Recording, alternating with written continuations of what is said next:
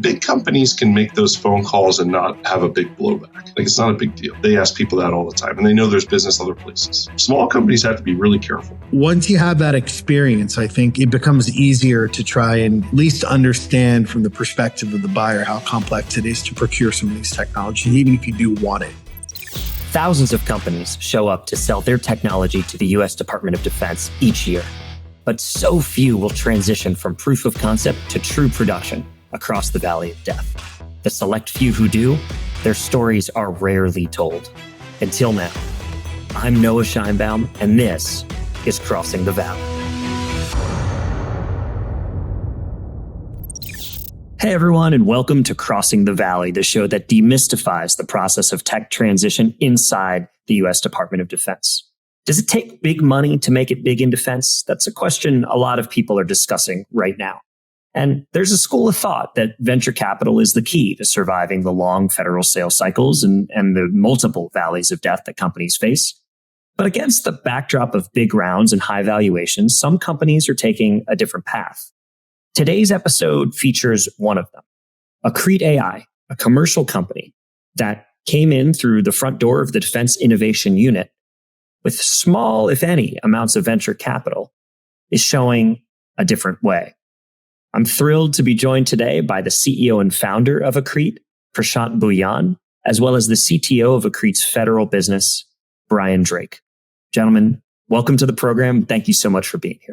Noah, thanks for having us on this podcast. We're really excited to be here and think it's kind of a great theme because my background was not in government. It's different than Brian's background. My background was in high frequency trading. And in the mid 2000s, what I was searching for was new ways to generate alpha in financial markets. According to the efficient market hypothesis, which is kind of the first principle that led me to creating Accrete, errors in information processing and reasoning were the cause of market inefficiencies. And so my hypothesis was that if you could get a machine to be able to read, understand, and learn from unstructured data, and help you reason more efficiently about that information, you could beat other people to connecting the dots and forming conclusions, and you could generate alpha. And my hypothesis really was that there was an ocean of alpha buried in unstructured data if you could get a machine to help you analyze all that information. It took 10 plus years of experimentation to really understand that it was a very difficult thing to get a machine to be able to understand the context of dynamically changing unstructured data at scale. One of the big hurdles was that you had to basically, as a human, manually label massive volumes of data to give the machine context. Otherwise, it was not able to learn on its own and build on accumulated knowledge in a domain-specific way. It was around the time of 2017 when transformer models were introduced by Google that really there was a breakthrough in the ability to be able to train models on unlabeled data in an unsupervised fashion. And you could essentially compress the tacit knowledge of the human expert into a semantic model to build a graph autonomously that could semantically unify data across disparate data sources. And this could enable an AI agent or AI software to essentially reason, understand, learn, and then most importantly, predict. And then today we understand that it can actually lead to decision making at scale. And so it was based off of a series of breakthroughs in being able to extract predictive insight from unstructured data that led me to roll all the previous work and the core team into a new structure and launch Accrete in May 2017 for the purpose of extending the technology and commercializing the platform. And that's why we started. It really was to apply AI to amplify human reasoning capabilities. It's awesome. And it sounds like something that, bringing data together and helping people make decisions faster. Sounds like something that, a hedge fund trader or someone in the financial industry would gravitate towards. Why did the federal market catch your eye? How did you guys end up in this position?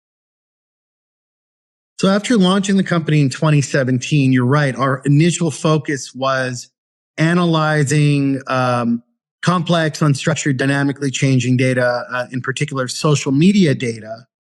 And we were, we had breakthroughs in creating an agent that would be able to, for example, extract from all the chatter M&A rumors, merger and acquisition rumors. We would reward someone, an account with a few hundred followers, not a lot of reach, that would publish an M&A rumor that would move markets, and then penalize a journalist, say at Bloomberg, with a lot of reach that was late to report on that market moving M&A rumor. And like that, we were able to surface superstars that for one reason or another were adept at publishing M&A rumors that would move markets and go viral. We showed what we were doing to the music industry, and a major record label said, could you actually do this? But help us identify who's going to blow up on a Spotify playlist by analyzing pre-release chatter on TikTok and predict which tracks are going to go viral, because it's too hard for humans to predict what's going to go viral based off of the content that's being created and promoted by these different platforms. We applied that same technology to the music industry and had incredible efficacy. And so we started off in finance, went into other areas like media and entertainment, realized that the underlying capability of building these knowledge engines that could compress tacit domain knowledge of the human expert and then autonomously build these graphs to unify data and enable reasoning and prediction was in universal demand across multiple industries. So we spent many years building a scalable platform to scale that capability. And when we saw an RFP from government, it really occurred to us initially that the SEC or somebody should use this type of technology to track very specific things like merger and acquisition rumors and how they get started and why, et cetera. And so we got a Bloomberg government terminal, and we essentially just kind of stumbled into government by responding to an RFP that we got that we found on a Bloomberg government terminal, posted by the Defense Innovation Unit. And their mandate was to bring commercial innovation into government to bolster national security. When we looked at some of those problems, we realized we could actually apply our underlying platform to configure our technology to solve some of those problems. And all of those problems centered around open source intelligence. So that's finding a needle in the haystack, anomalies, insights in dynamically changing open source data. That could include social media, could include publicly available data. And we won an RFP. We beat 65 companies to win an opportunity to create a prototype. The prototype was accepted within 15 months. And in Q4 of 2022, we moved that prototype into production with the Department of Defense. Fantastic. So your front door was the Defense Innovation Unit. We're going to come back to that. A lot more to talk about there. Where I want to bring Brian in the conversation, because you guys are kind of an interesting and perhaps unlikely pair. Prashant, private sector background, Brian, a career of government service. Prashant and Accrete kind of, happened upon this opportunity in the government. And Brian, that's been the core of what you've been working on for most of your career. So give us a little bit about your background and how you kind of enter this story as federal CTO for Accrete. Yeah, well, thanks, Noah. Thanks for the opportunity to be on the podcast. It's what you're doing is great, and we really appreciate it. Yeah, so I've been in the national security space for about 25 years, and I was in the Beltway bandit world for a while, and then I entered the federal government as a civilian employee in 2010. So I was at the Defense Intelligence Agency for about a decade. And 2 of those years, I was the director of artificial intelligence at DIA. And what that perch allowed me to do was see all sorts of different companies doing different stuff in AI. And quite frankly, there are a lot of companies that claim to do artificial intelligence, but a lot of them don't do it. And the unfortunate thing in government right now is that we have so many people pushing marketing that says, well, we do artificial intelligence and you need to buy what we do. Well, I was a recipient of a lot of those briefings, a lot of those demonstrations. And one of the few companies that I saw that I thought had a legitimate technology was Accrete. There are others, but Accrete was one of the ones where I liked the culture. I liked Prashant and his team. And I thought this would be a good place to go after my government career. So that's how we kind of connected. That's awesome. I actually want to double tap on that, Brian, because it wasn't so long ago. It was maybe a week or two ago. By the time we push this live, it might be a little bit longer. The New York Times just published this piece on senior government officials leaving government and moving into the venture world or even into defense tech startups. And there was kind of this air of impropriety. It was kind of, oh, maybe there's something bad going on. But people like you who have actually been in those seats, who understand the mission deeply, who have kind of deep programmatic expertise and understand what end users need and can kind of sort the wheat from the chaff, if you will, making a decision to go to a company like an Accrete versus a large prime that's kind of, they're good, they're on stable footing, to me seems like a really great thing. I think we actually need more, not less of that. I'm curious how you thought about that decision of joining a kind of a company that was trying to disrupt and to grow in the space versus one that was well established. Yeah, it was a little different for me than for most folks who have a career in government for 40 years and then they got to jump out and they go do something else. And in that particular New York Times article had a lot of those folks, the folks that were, in the military for 40 years and then they came back out and they ended up at those places. And I think you're right. I think the tone of the article was a little unfair. I think that one of the things that I've learned coming out is that it's nice to be endowed with all these authorities and make procurement decisions and things like that. And that's great. And you get to make an impact on mission. But there are still limitations. There are limitations in the sense of I've got to work with other agencies, or I've got to work through the contracting process, or I have to work with individuals in the agency who are not as motivated as I might be to affect a given mission. And I think the people that exit government and enter the private sector have a different experience in the sense that now, if they're working at a large place like a VC, they can see all the activities across a wide portfolio and they can see cross connections. They can say things like, hey, this company does this really well, but it doesn't do this thing well. But I have another company over here that does, and I can combine the effort together and I can encourage them to team together and go after procurement together. And that's just better for the government because now they're starting to bring real capabilities together. I think what becomes more concerning is when we see really large contractors, and this is kind of what I was alluding to, is that they claim they have these capabilities. And then when you start to look at what they're doing, they don't have those capabilities. So unfortunately, in our procurement system, when the government buys off like a traditional procurement vehicle, they're locked in. They've bought a contract for 5 years and now they're stuck with it. In our experience in Prashant's team went through the DIU process. That process allows the government to test lots of different solutions in kind of tiered process with subject matter experts that actually know the technology.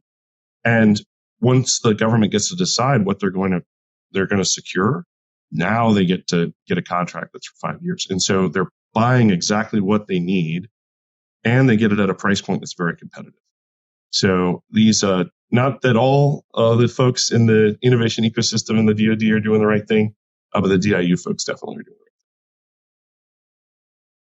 That's a great transition, Brian. Thanks for the context. Let's go. Let's actually bring our kind of listeners back to the mindset. 2016, 2017 is kind of the pinnacle of the infamous Google and Maven blow up, right? Where these engineers at Google say, hey, we don't want to build for defense. Nothing we can do nothing we do should be used for any kind of military or national security purposes. There's this kind of mini rebellion. It gets endless press coverage, still getting press coverage nearly, 7 years later. But Prashant, at that time, you all have this Bloomberg terminal and are thinking about making a commercial to federal transition, right? The purpose of this show is in many ways to help founders who are thinking about, hey, should I enter the federal marketplace? And then what are the options available to me?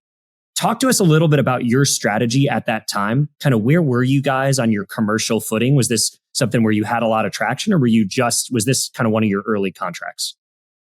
So we had traction with Fortune 500 companies on the enterprise side, which I think was one of the key reasons we were able to win the contract from the DIU, because we could demonstrate the real world efficacy of our commercial AI solutions. But government was almost like an experimental type of thing at that time for us. When we responded to that RFP by the DIU, we didn't have high hopes. We thought that, it was something that we should probably pursue in terms of opportunities on a regular basis, only because we saw that the requirements for those types of projects or the products that they really wanted to deploy are completely in line with exactly the types of problems we were solving. But we were not a services company, right? So we weren't interested in getting services opportunities from the government.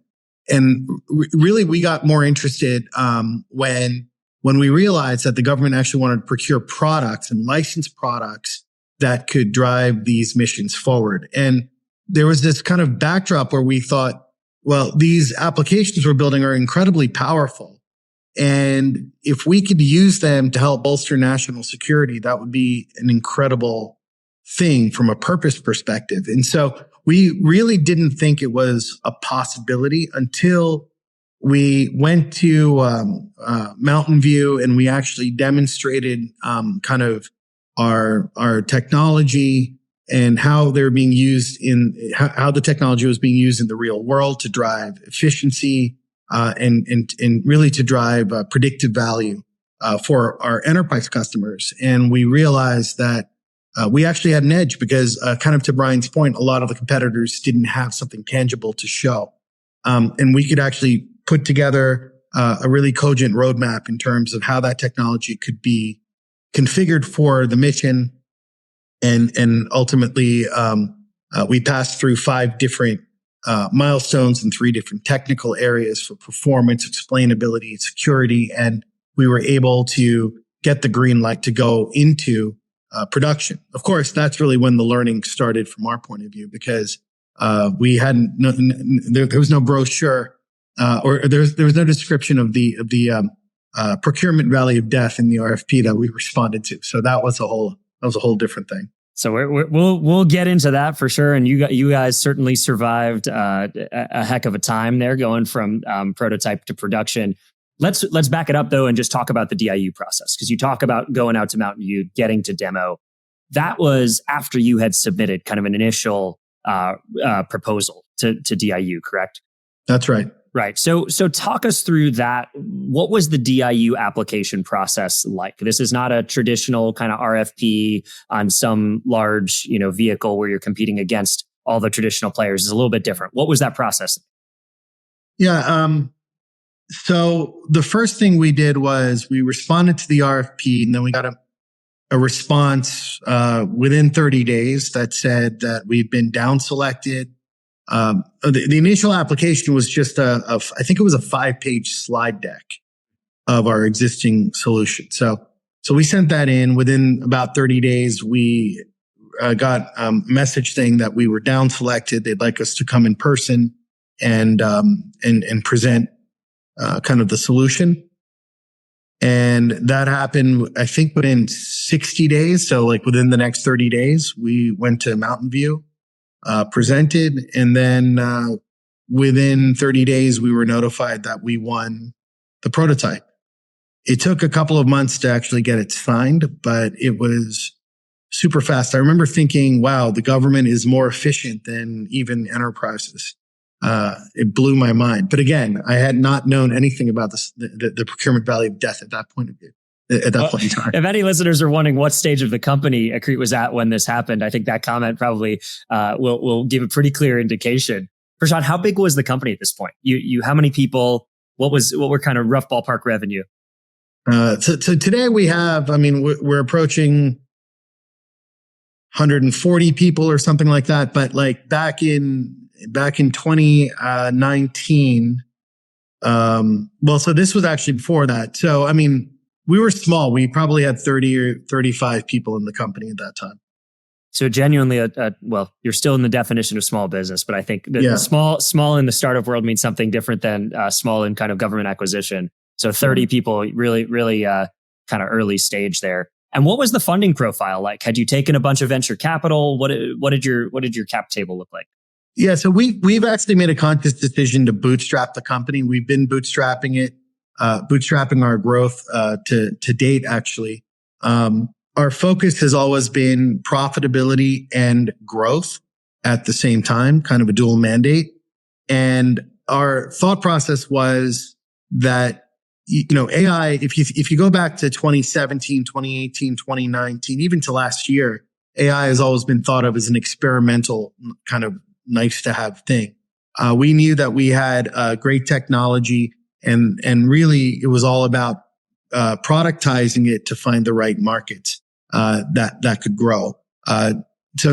So we knew that was going to take some time. We didn't want to really do that on under the pressure of having kind of a venture capitalist essentially force us to grow in a particular way due to different types of pressures that they may be feeling. So we bootstrapped, and it allowed us to really kind of find the right product market fit. And I think that translated into our ability to survive that 2-year procurement valley of death, because I think we were able to configure the technology to create a product that really added a lot of value to the customer. Today, that product is in production. It's entrenched. It's getting more entrenched in terms of infosec perspective and things like that. And I think we're in a great position now to essentially expand our business in the area of open source intelligence and government. And now the government has really been acting as a innovation hub for us, where a lot of the technologies that have been successfully deployed to create decision intelligence for government customers that are very demanding and mission critical have direct overlap in enterprise use cases. And so we've created products now that are similarly adding significant value with Fortune 500 companies on the enterprise side, and that business starting to take off. And so now that we've got significant product market fit, it's the right time to explore kind of growth opportunities from an external capital perspective. But at that time, it was very much about finding that product market fit, and I think it was the right decision. Otherwise, we probably would have overfunded and underdelivered, which would not have been. I just want to flag for listeners how unique this model really is, especially in the defense tech ecosystem. And it's one of the reasons I was so excited to speak with you both today. The idea of bootstrapping until product market fit and only then exploring venture financing is just not something we see a lot, especially in the federal market, because I think there is an orthodoxy that really long sales cycles, multiple valleys of death, mean that you need financial runway, you need cushion to be able to survive all of that.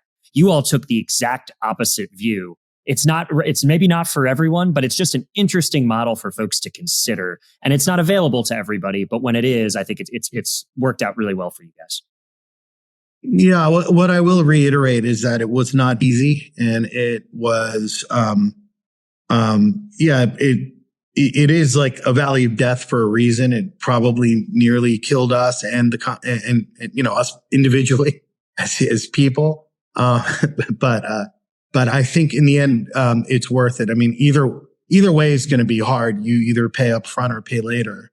And so I think with the government, it's so important to understand what the actual mission need is and what the pain points are before you can apply the technology. Otherwise, it's difficult to create that barrier of entry. Yeah, that's a great segue. Brian, to you, I think let's talk a little bit about this prototype process with DIU. And you've been on both sides of it, not with the innovation unit, but elsewhere in government. Talk to us a little bit about the product that you all brought to that process and what the government needed to see to accept a prototype and say, yes, this is great. We want to scale it from here. Yeah, I can talk about how the DIU does it. I wasn't at Accrete when they brought it to the Defense Innovation Unit, but for the DIU, their model is a little unique in the sense that they don't spend their own money; they spend other people's. So they wait for an agency to come to them or a COCOM, whatever it is, and say, here's a problem that I have, and we want you to help us solve it. And they say, great. Do you have any money? And if the answer is no, the conversation's over. And then if they say yes, they say, well, okay, how much? And they say, well, we want to spend $100,000 in AI. And then they'll say, $100,000 isn't enough money. If you're serious about this, you're going to have to commit more funds. And so there's a conversation around kind of what mission matches, budget match, things like that.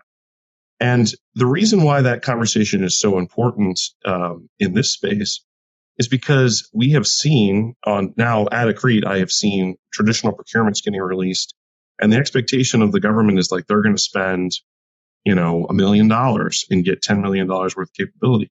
It just doesn't exist. And this then falls into that same trap of where there will be some vendor will say, oh yeah, we can do that. No problem. And then they win the award, and then they're in the government to do the work and they can't do the work, right? Big shock. So the DIU process cuts around that by saying by staffing the qualification process, with people that are experts in the field who do market research all the time. And so they're out in the valley, which is where their headquarters, and they get demonstrations all the time from all sorts of vendors. I benefited from a lot of that just by virtue of being a customer there. And you get to see all their capabilities, get to talk to their CEOs, CTOs, engineers, and then you can see them running against real problems.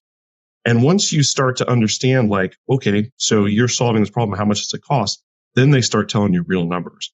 And generally speaking, you're looking somewhere between 2 million to 10 million for some tough problems, right? So that's kind of what an AI tool capability generally costs today. Perhaps in the future it will be lower, but that's kind of where it is today. And with that kind of budget span, you can go back to the customer or the mission owner and say, you need $10 million for this project. And here's how we know that to be true. And so then they have something they go back to the budgeteers and do. Now, once all that's done, it is a very, very fast process. Like Prashant's describing this 30-day decision, down select decision. I think we did, under my watch, we did 8 separate procurements through DIU. We had some other ones that we did different vehicles, but we had 8 separate ones through DIU. And those were 2-week exercises for paper. So when we issued the requirements, it took 2 weeks for them to get the papers back and give them to us. Then we had to get back to them within 30 days, the vendors, that is. And it was a go, no-go kind of decision. And we had to go down from, a typical procurement, a DIA, let's just say a typical procurement at DIA would have been for $25 million, you might get 7 to 10 bids. And that would be a 5-year spend. The DIU process will net you somewhere between 65 to 100 bids. So when you start talking about the ability to drive competition for both capability and price as reasonable, there's nothing I know of that's as effective as that. So once you start to have a good slate of vendors, you bring them in for demonstrations or presentations, and then you get to decide which one do you want to pick to fit your mission. And then there is a feedback cycle. So vendors that do not get picked, they are told, here's why. And we try to do that pretty quickly too. So I think that full decision's within a week, I think, if I'm remembering correctly. So from beginning to end, that's from when the agency approaches DIU and raises its hand, it's about 6 months. So you consider that in the traditional government process, could be a year, could be 18 months for a procurement to get released, and you don't have nearly as much flexibility on the back end. And what I mean by that is if a vendor is not succeeding, typically in the government procurement process, you're stuck. They're not succeeding. So you have to work with them to help them succeed, and you coach and educate and maybe give them more money, things like that. In the DIU process, if they're not succeeding, they're not hitting milestones, you can cut that contract and you can recoup the money. So whatever they've spent, they kept, but anything that's not been spent goes back to the treasury, goes back to the agency that's sponsoring it. It's tremendously powerful, very, very strong motivating factor for the vendor to succeed. And unlike the incentive system today with the procurement process, where there's more incentive to fail, if you think about it. They want to fail because they get more money. So I'm a big fan, obviously. It's an awesome laydown. Thanks for that. And then I wonder if, so how do we translate that to the Accrete experience? So you all had, I think Prashant, you said 5 technical milestones that you had to hit in the prototyping phase. Maybe I'm off by 1 or 2. Walk us through what were those types of milestones? Hands-on user testing, deployment in a certain environment. What did you actually have to do? I can't remember 100% accurately in terms of what the specific milestones are, or can I share them? But just broadly, I think the main takeaway from that experience was, in order to really create that market fit for our technology and to productize the technology, we had to have very kind of intertwined feedback loop between our team and the customer. And we had a routine cadence, I think it was bi-weekly, where we had access to several members of their team. And really, these are the end users who were talking about real world problems that they were facing. We got a really great sense of what types of workflows they were dealing with, what kind of incumbent technologies they were using, where the gaps were when it comes to trying to analyze the open source web. Trying to access lots of information through a traditional web browser. You could feel their pain, as you went through this. And that enabled us to empathize with the customers and to take the technology that we had and to productize it so it could meet immediate needs and deliver value right from the beginning, but also create a roadmap of features and functionalities that we knew that we would be able to solve in a way that would deliver kind of exponential value going forward and really deepen the lifetime value of the customer. And so that is really how we've been able to leverage our experience with the DIU, or really facilitated by the DIU, to create kind of an innovation pipeline for our broader technology. And today we're able to leverage kind of those insights and that roadmap to bring innovation back to the enterprise that are feeling kind of similar pain points. Yeah. So really, deep customer discovery is what you're just describing. It's, people have talked about In-Q-Tel in their work programs. The difference is here, you're directly embedded with the customer. You're kind of side by side with them and seeing what they need. Brian, now bring us back. So this is all in the prototyping piece. You get the checkered flag. You get the, hey, we love this. We want this thing.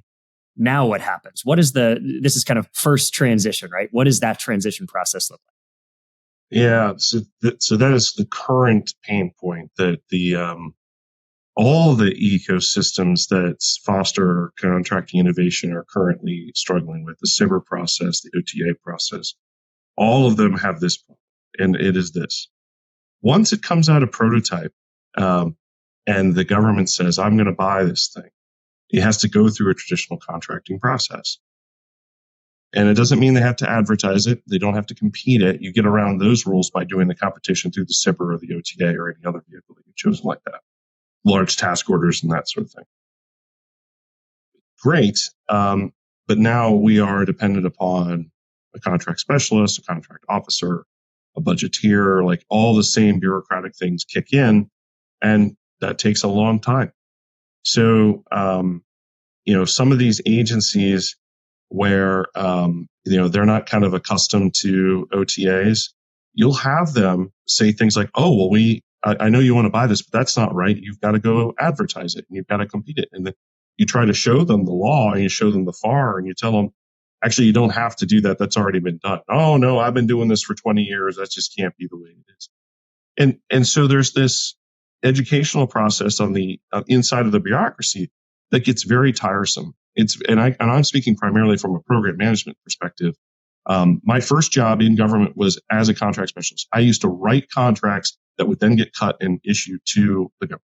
So I know how long it takes, and I know what the culture is along with it, which is a lot of delay and sitting around and waiting for approvals and things like that.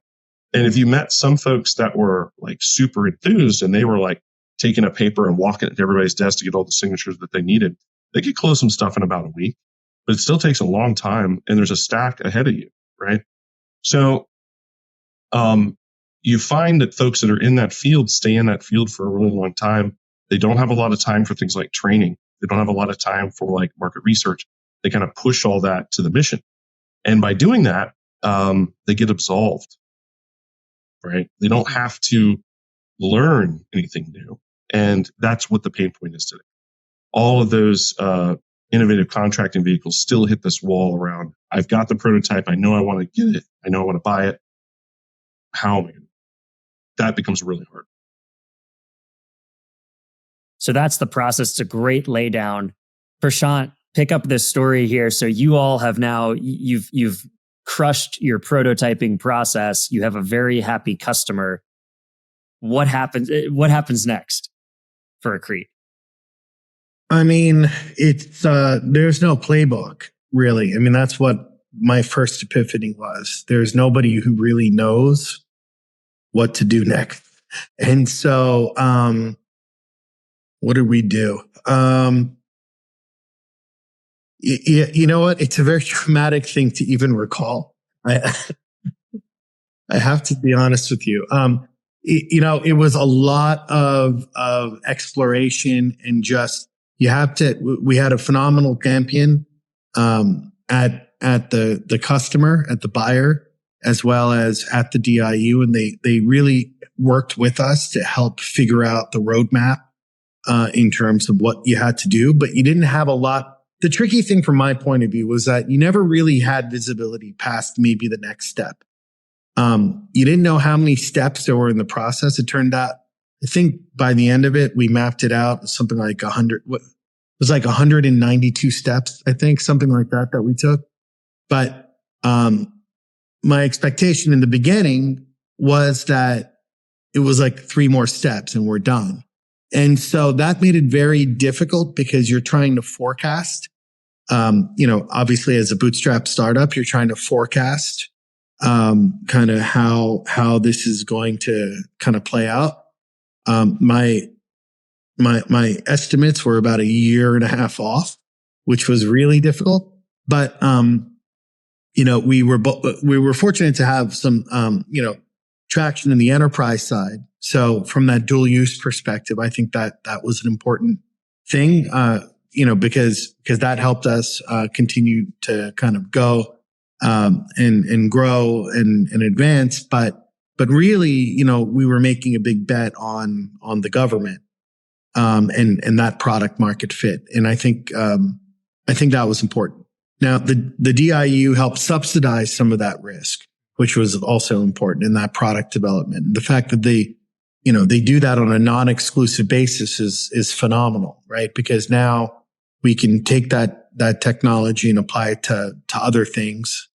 We can, sell different versions of that product to other customers. But ultimately, there was no playbook. There was no visibility, and it was a traumatic experience. Noah, can I riff on that? A walk in the park. Yeah, please. So one of the things that I observed was that those steps, all those little things, it's all these little ticks that kind of get you to the point, right? And some of them are very big steps, some of them are very small steps. Things like, getting yourself into sam.gov and making sure your NAICS code aligns, like all those very little things, right? Which take some paperwork and time and so forth. Then there are things that are like asking for an update, right? Hey, where are we on this? And big companies can make those phone calls and not have a big blowback. Like, it's not a big deal because they ask people that all the time and they know there's business other places, right? Small companies have to be really careful. It's because if you catch a government employee on a bad day and they don't like the direction of the questions or the answers to the questions are not very comfortable, it's like, yeah, I probably should have done that last week, but I didn't want to. There was an early release. There was a holiday. There was a whatever. Right? It's a very uncomfortable conversation for them. So when a government employee gets uncomfortable, they are more likely to say no, or they're more likely to do nothing because there's safety in doing nothing. There's danger in doing something, right? So when we kind of return back to this procurement process and what it is, it's all the incentives for contracting officers are negative. If you spend money inappropriately, you're going to jail. If you give a contract to somebody you shouldn't have given it to, you're going to jail. Nobody gets incentives for, or very few incentives for bringing in a small business and growing a small business and growing a business. Nobody gets promoted on. That's just expected, right? Nobody gets promoted on, hey, I got this OTA award and I transitioned it into a production company. No one gets rewarded. It's just expected that you do it. So when they're not comfortable in doing those things, they don't understand it, they just don't do it. So these small steps, you make somebody upset, you don't file the paperwork the right way. It's like chutes and ladders. You're crawling the ladder and all of a sudden you go back to go. It can be really, really hard. Yeah, no, it's such a key point. Brian, both of you, I think, brought out key points here. Prashant, you said a forecast being off by a year and a half. If you have venture investors, you might not have your job at the end of that year and a half, right? I mean, someone might decide that's a long enough wait. And, you both talked about all these little steps, and there's no visibility when you're on the starting line as to what it's going to take to get to that finish line. That's why we're having this conversation. I'm curious if there were a couple of those steps that stood out to you as either the hardest or the ones where you said, okay, we're going to be okay. Like trigger steps, ones that seemed like really huge obstacles or ones that seemed like really important milestones.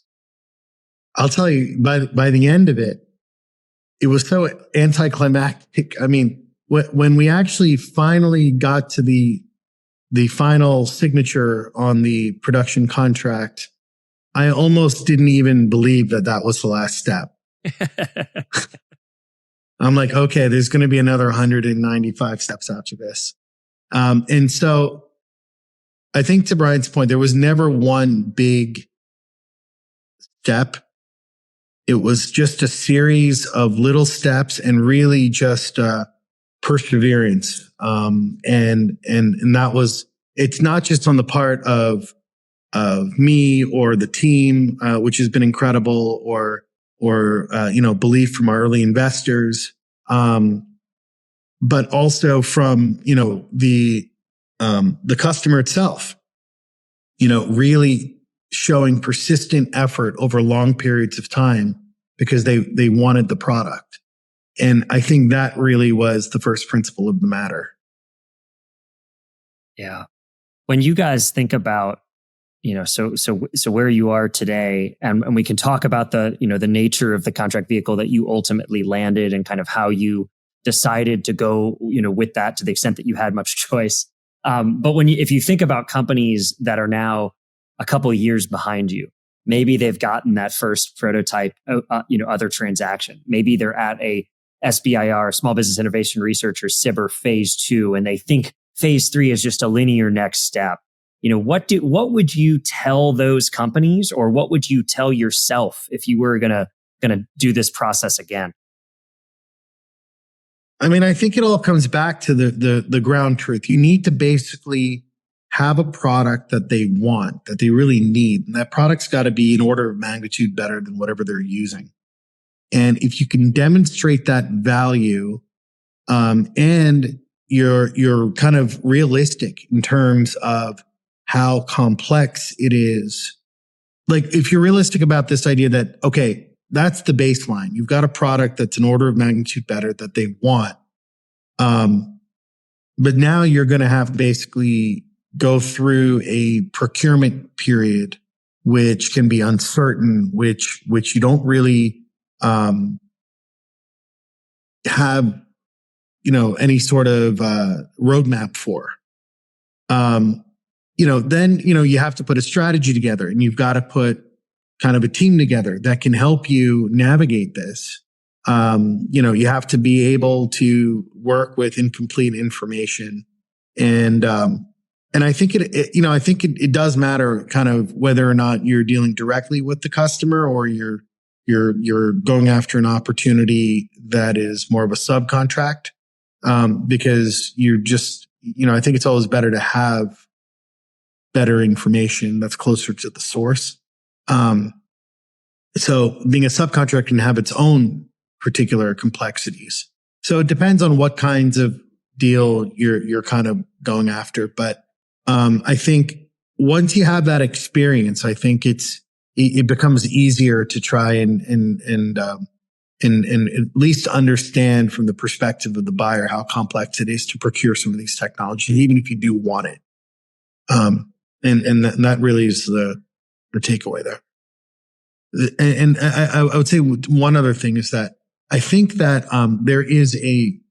there's a surge of demand for some of these new technologies, and you can see how they can help advance some of these missions. But there's also incumbents that you're kind of fighting against, and so in the absence of a traditional DIU type of construct, it becomes very challenging to try to overcome those headwinds. But I don't think it's impossible to do so. And so you have to have a reputation for delivering real world value. You have to create case studies that constantly remind the user or show the user what the value is. Brian could probably talk a little bit better about it from his perspective, because I'm still trying to, honestly figure out a formula which doesn't seem to exist. Yeah, I think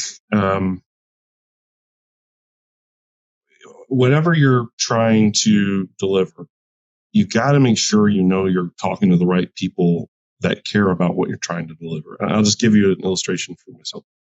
I received a communique from someone who wanted to demo a product, and it was a device that is embedded into your hand, and I mean surgically implanted into it. And it was a computer that would pop up, and you could enter things in it. And they were trying to sell that to us. And so I listened to it, and, it was etherware. It didn't exist yet. They needed money to capitalize. Cool. And so I said, it looks really interesting. I just don't think I'm a buyer. And they asked why. And I said, well, if the kinds of people that we would need to use that type of technology would be folks that are in our clandestine services. And what we really don't like to do is have something on our person, especially something like surgically implanted, that screams case officer. And so we don't, spy. We don't want to do that. So I don't think I'm a buyer, but you might find some other people. That then led to I'll say browbeating to me about how I wasn't committed to the mission and how I didn't understand how important it was, and so on and so forth. And aside from, being a little insulted, it's their fault. They didn't know, they don't understand our mission. So when you don't understand the mission and you try to force something onto somebody, especially if you do it rudely, you're probably not going to make a sale. So I would kind of encourage folks to think very carefully about every meeting. When you approach a meeting, what am I selling? Why would this person be interested? How am I positioning it? And how do I understand their problems? Like, if you have folks that are retired, and kind of sort of back to your first question about that New York Times article, if you have people who are retired and used to work the mission, and it's usually those types of folks who are voices in the wilderness that said, hey, this is all screwed up. Here's how we need to do this. We should do bop, bop, bop, bop, bop. Guess what? That's really valuable knowledge, because they might not listen to an 05 or an 06 who's about to retire. They may listen to a contractor. It's a very interesting phenomenon. And if a contractor says, hey, I think you should do blah, blah, blah, blah, blah, they may never say, hey, that 05, 06 was right. They probably will never say that. But they may listen to your idea and say, that's kind of novel. I hadn't thought about it like that before. But you have to come to each of those meetings prepared to understand what their problems are, how you are best positioned to solve it, and then give them honest solutions. We sometimes encounter, we had a conversation with a government client not too long ago where they were asking us if we could do a thing. And my response was, no, we can't. In fact, nobody can. And here's why. And they said, that's the first time a contractor has told us that. Everybody else said, we can do it, no problem. Right? And being honest with your customers or your potential customers and building credibility always comes back in a positive way. Part of the reason why I like working here. What a bunch of awesome lessons, Brian. From red teaming the crap out of your meetings and doing the pre-mortem process all the way to just being honest. It's such a huge, it sounds simple. It gets forgotten too often. Gents, I know we're just about out of time. Let me leave you with one last question, which is, so you made it through, and we've talked today about this kind of first journey across a valley of death. Is Accrete in the promised land? Like, are you guys is it smooth sailing, or what does the future look like for Accrete and the federal market? Well, it's never smooth sailing. I think that, once you have some success, you've got a lot of competition that comes up. So it is kind of a race to continue to innovate and make sure that our products that we're selling to the government are really playing to where their interests are going to be. For example, we've licensed Argus for open source anomaly and threat detection. First use cases include supply chain. We started off with kind of analyzing, automating the analysis of open source information to detect kind of foreign influence on the supply chain. And now we're advancing the types of data that our knowledge engines are able to connect across multiple different data sets that currently require massive amounts of human swivel sharing, from one database to the other. The graph can connect all these dots down to, we're building in the pipeline for component level supply chain analysis. So we're really trying to listen to where the real pain points are and applying our technologies and continuing to innovate. And we really understand that if we don't do that, we're not going to enjoy sustained success over the long run. So that's really what our focus is. Awesome. Disrupting ourselves every day. Brian, any final thoughts for our listeners? Prashant's 100% right. I mean, even when you're a large contractor, you still have to, compete and try to win work. The thing that's also very interesting, at least in the AI space, is that new entrants to the market create new capabilities, and then that actually creates more competition, because now, I might see another vendor doing something. Ooh, I think we can do that, and so now we have got something new on the roadmap that we could do, and that happens to us too. Other of our competitors see what we're doing, and say, "Well, I can do that too," and maybe they can't do it as well as we can, but they'll try. And so our constant challenge is trying to innovate and stay competitive. Fantastic. Prashant, I'll give you the last word if there's anything else you want to leave folks with. No, not at all. I just appreciate the opportunity to tell this story. So, it's been bottled up, and that's never a good thing. So I think I appreciate that. Fantastic. Prashant Bhuyan, founder and CEO of Accrete, Brian Drake, federal CTO of Accrete. Thank you both so much for being with us today. Just chock full of learning, and I really appreciate you taking the time. So keep crushing it out there. We're rooting for you.